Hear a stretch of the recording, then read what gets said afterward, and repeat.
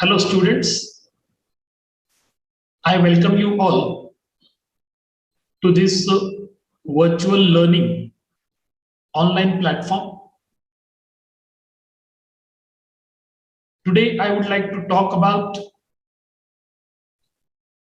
English grammar in general.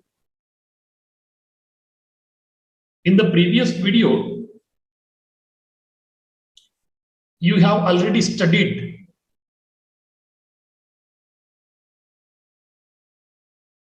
what are the various aspects and general elements of English grammar.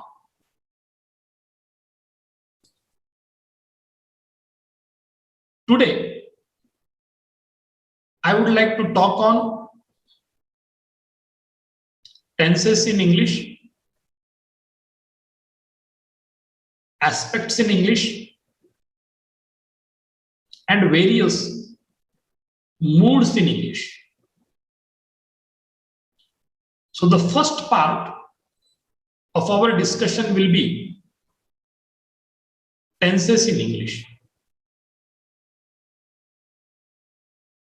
But before I proceed, I would like to just take a recap.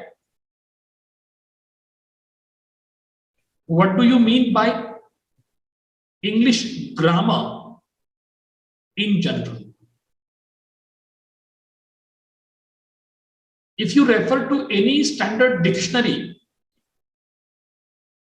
you will come across the meaning of English grammar. So in general terms, we can define English grammar as the body of rules that describe the structure of words, phrases, clauses, and sentences in English language. And if at all you want to develop your knowledge of English grammar, developing a solid foundation in the basics of English grammar, you need to have a deep knowledge of English vocabulary, its formation, various types of phrases, different types of clauses and sentences. Then only you can have a command over English language. Now I would like to discuss three important elements of English grammar. One, the tenses in English. Two, aspects. Three, moods. So here I proceed with the first one, that is tense or tenses in English. First of all, you need to know what do you mean by a tense. Whether you study the grammar of English, Marathi, Hindi, or any other language in the world, you will find that the respective language definitely has a tense pattern. And all sorts of communications are based on the tense pattern as suggested by the respective language. So I will try to simplify the definition of tense in order to make you understand the point. Tense is nothing but a form taken by the verb in order to indicate the time of an action or event. See, this simple definition talks about a couple of things. Number one, tense is nothing but a form taken by the verb. It means whenever you talk about the tense or tenses in English, it means that the verb in the respective sentence, whether it is written or spoken, has a verb, and that verb assumes different forms. And whatever form that particular verb is going to assume, that actually indicates you about the time of an action or the event which has taken place. It means the study of the verb or the forms of the verb will definitely indicate you the type of the tense. If you study the traditional English grammar, we study three types of tenses. One, the present tense. Two, the past tense. Three, the future tense. And as I have defined here about the tenses, now you can say tense is nothing but the form taken by the verb. It means the verb can take three different types of forms. One, the present form of the verb. Second, past form of the verb. Third, future form of the verb. Right?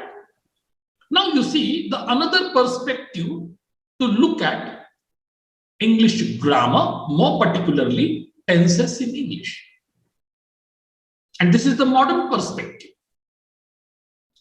The modern 21st century linguists do not accept the future tense as one of the tenses of English. And they have promoted a reason also. They say that there is no verb having a future form. You have the past form of the verb, present form of the verb, but you don't have the future form of the verb in English. And that's why, according to the modern linguists, there is no future form of the verb. Since there is no future form of the verb, there is no future tense also. Now you see, these modern linguists treat shall and will as the future tense indicators. If you really study the real identity of shall and will, you will find that shall and will are the auxiliary verbs. I hope you know about the auxiliaries in English, helping verbs in English. The auxiliary is nothing but a kind of group of verbs or a group of words that assist the main verb in a sentence. And that's why they are called helping verbs. That's why they are called auxiliary verbs. But sometimes some of them also function as the main verb in a sentence.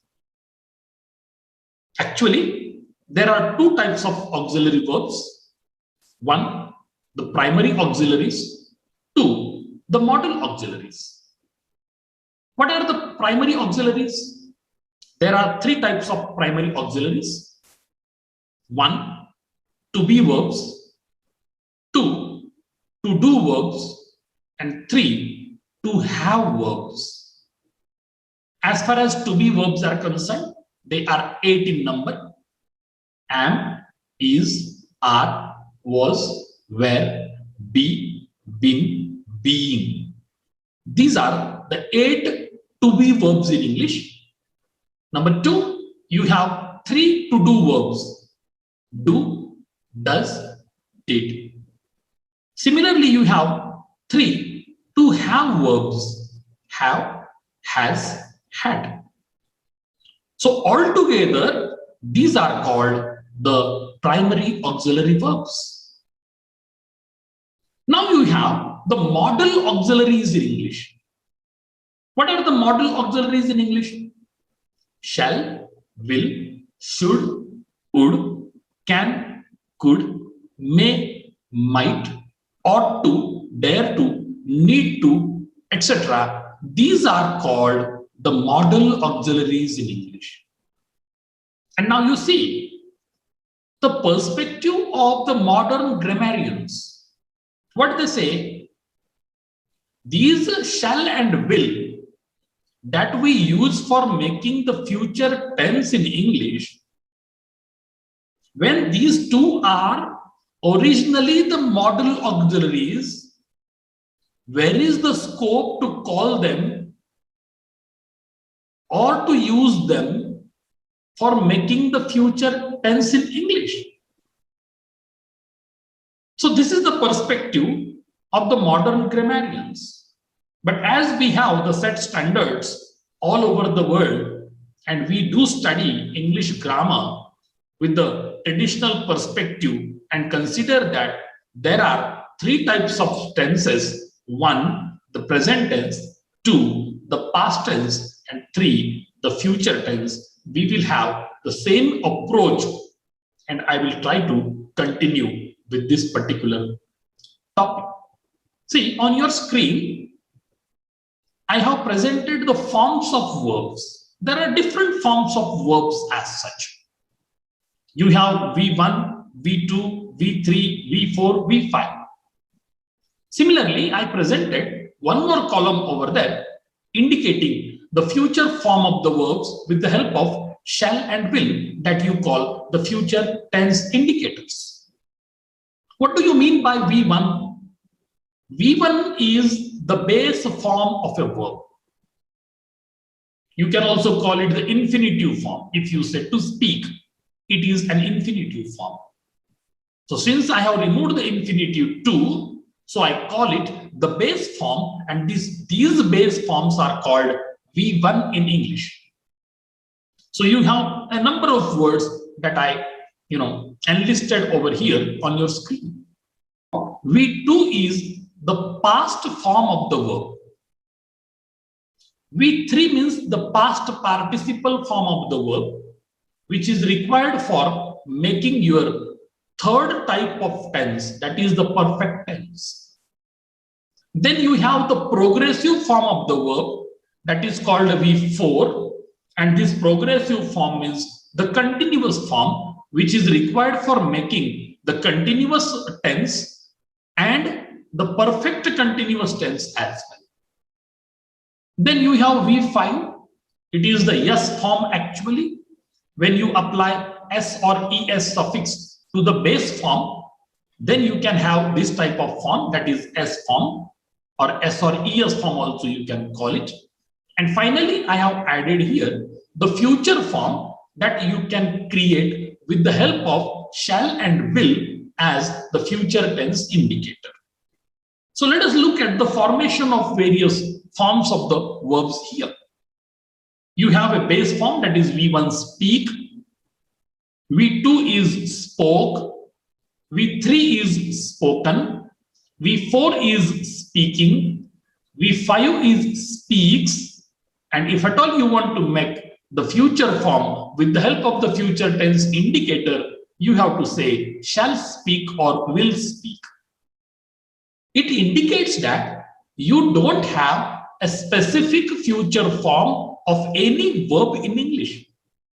And that's why the modern grammarians say that there is no future tense at all. This is the actual reason.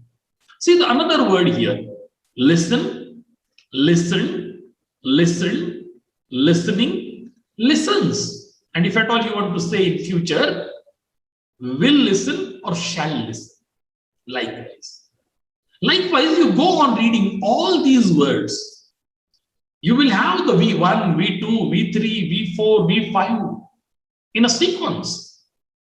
But you don't have the acceptable, actual future form of any of the verbs in English. You have to make the future form only with the help of the future tense indicators like shall or will.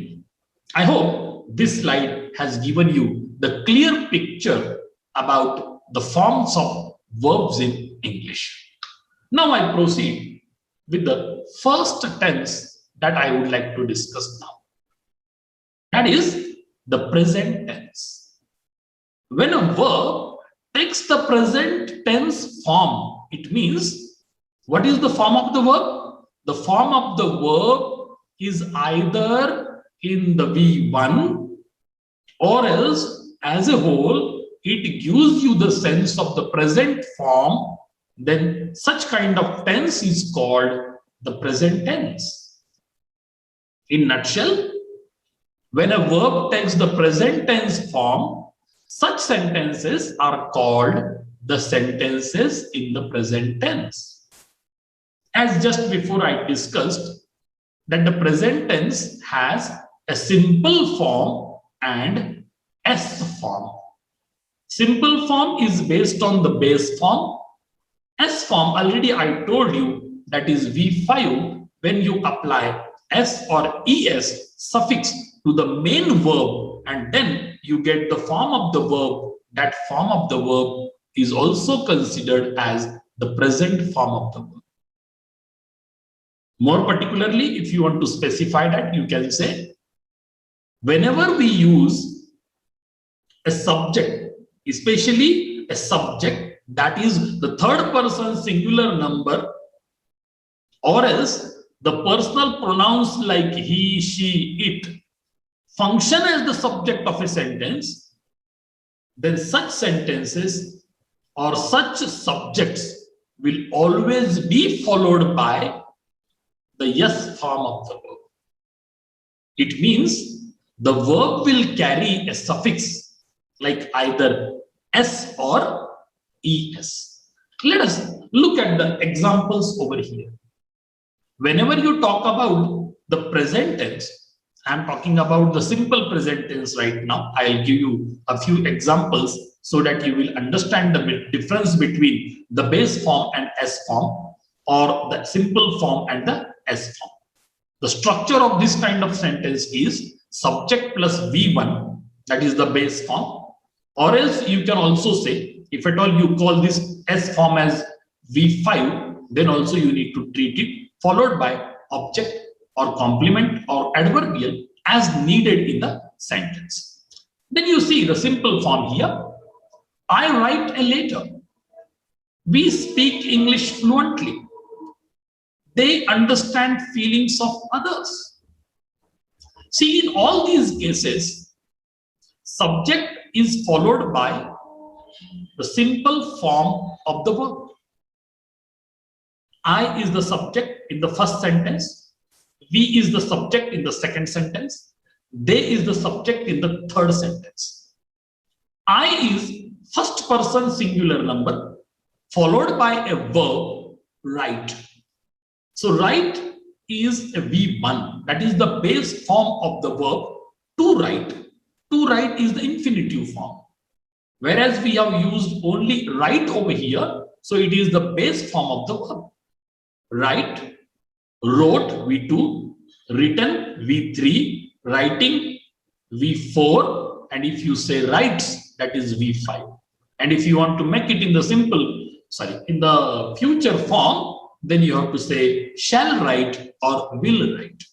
Likewise, you will have the various forms of the verb. So the sentence says, I write a letter. I is the subject. Write is the main verb. Since it is the only one verb here, it is a simple form. A letter is a noun phrase functioning as object of the sentence. Right? Then you have we speak English fluently. You have we, which is a first person plural number functioning as subject over here. Then you have speak, the only verb in the sentence, so it will be called the main verb. It is also in the simple form, base form. To speak is the infinitive form. Speak, spoke, V2, spoken, V3, speaking V4, and speaks, that is the S form, that is V5. So here you have V as the subject, speak as the verb, English, that is the object, and fluently is an adverbial. So we speak English fluently. This is the formation of the sentence. And this sentence is the simple form, that is simple present tense. Then you have the third sentence here. They understand feelings of others. They, third person, plural number, functioning as subject. To understand is the infinitive form. Understand is the base form, that is V1. Feelings of others is a phrase over here, and that is functioning as the object of the sentence. So this is how you can talk about the form of the particular verb provided in a sentence. Now I switch over to the S form. There are a few examples provided on the screen for your better understanding. S form means S5, mind it well, right?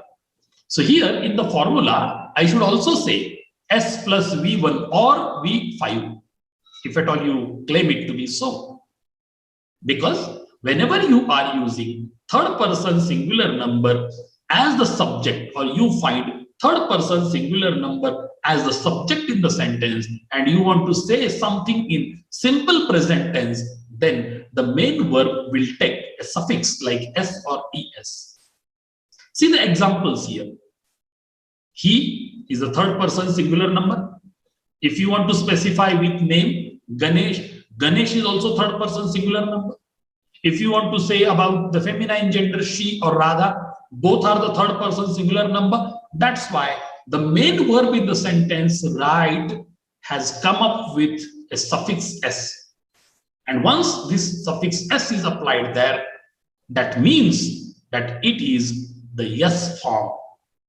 So Ganesh writes a letter, he writes a letter, she writes a letter, Radha writes a letter. We have to apply S or ES to the main verb depending on the spelling of the respective word. Since WRITE is already the base form of the verb, we need to apply only S over there. Similarly, you have Ramana speaks English fluently. Ramana is the third person singular number. Instead of Ramana, you can say she speaks English fluently. Still, this she is the third person singular number. So you have to use S suffix to the main verb, and the main verb is speak. So you say like this, Ramana speaks English fluently. Then the third sentence, Rakesh understands feelings of others. Rakesh is the third person singular number. To understand is the infinitive. Understand is the base form. Understood is the past form. Understood, another one, is also the V3 past participle form. Understanding is the progressive form. And understands is the yes form, that is V5. So this is how you have the simple form and S form to be very minutely considered and treated in the simple present tense. Now I will talk about past tense in general. When a verb takes the past form, that is V2, such sentences are called to be in the past tense. In the past tense, the events, actions, happenings, whatever that you want to express, okay, already took place in the past, and now they are referred to or mentioned. And that's why such kind of actions, events, or happenings which are the part and parcel of the past time now, such are expressed in the past tense or past form. You see the examples over here. I'm talking about the simple past tense only. Subject plus V2. V2 means the past form plus you may have object, complement, or adverbial as needed in the sentence. See the sentence here. I wrote a letter. I write a letter. He writes a letter. That is the part of the present tense. But now I am saying I wrote a letter. Wrote is the past form. He participated in the competition. Participated is the past form. V2. She worked hard for the examination. Worked is the past form. V2. They went to Mumbai. Went, past form of go. V2. Raman completed his homework. Completed is the V2. That is past form. Write, wrote. Participate, participated. Work, worked. Go, went. Then you have complete, completed.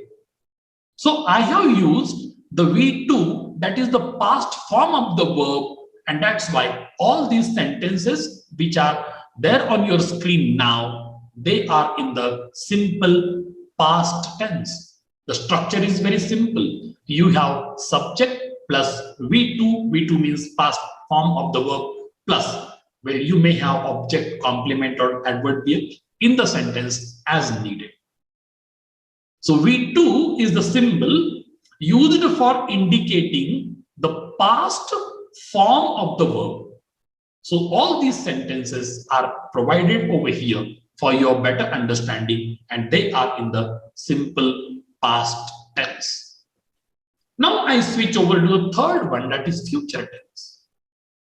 Already I spoke about it. In traditional English grammar, the grammarians accepted and recommended the third tense as the future tense. But according to the modern English grammarians, there is no future tense at all because we don't have the future form of any of the verbs in English. We simply have shall and will as the future tense indicators. This is the stand of the modern linguists. But traditionally, this one is treated as, or shall or will are treated as the future tense makers. See, there is a difference between the future tense indicators and future tense makers. And according to the traditional approach of English grammar, you have shall and will, and they are to be used as the future tense makers. So let us look at a few sentences over here which are provided on your screen now, and they are in simple future tense. That is, the structure of this formation is subject plus shall or will as needed, plus V1, plus object, complement, or adverbial as provided over there in the sentence. Look at a few sentences here for your better understanding. I shall go to the college. They will come tomorrow. They is the third person, plural number. So, they will come tomorrow. Shall go, will come. This is the verb phrase. Shall and will are the future tense makers, or you can also call them future tense indicators.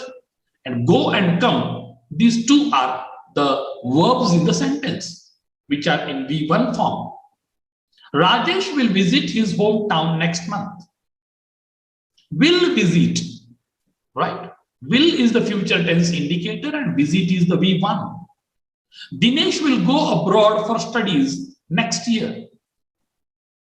Dinesh will go. Will is the future tense maker or indicator plus V1, that is go.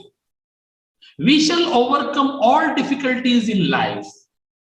Okay. Shall is the future tense indicator or maker, and overcome is the V1. So this is how all these sentences are, written over here based on a formula, that is S plus shall or will plus V1 plus other elements as required there in the sentence. So you have I shall go to the college. They will come tomorrow. Rajesh will visit his hometown next month. Dinesh will go abroad for studies the next year. We shall overcome all difficulties in life. Now here, you might have come to understand that shall and will are used in order to create the sense of future form. Actually, shall and will are the model auxiliaries in English, right? So you need to really, minutely understand the difference between all these three tenses that I discussed over here. I talked mainly about the simple tenses: simple present tense, simple past tense, simple future tense. Actually, the simple tenses are used for actions that occurred at a specific time, either in the present time, past time, or it may happen in the future time, but they do not state whether or not the action is finished. Okay, so this sort of formation we generally create and present our sentences, either spoken or written, in the simple form. So this is how I would like to discuss in general about the tenses in English. So in the next video, I will talk about the aspects of English grammar,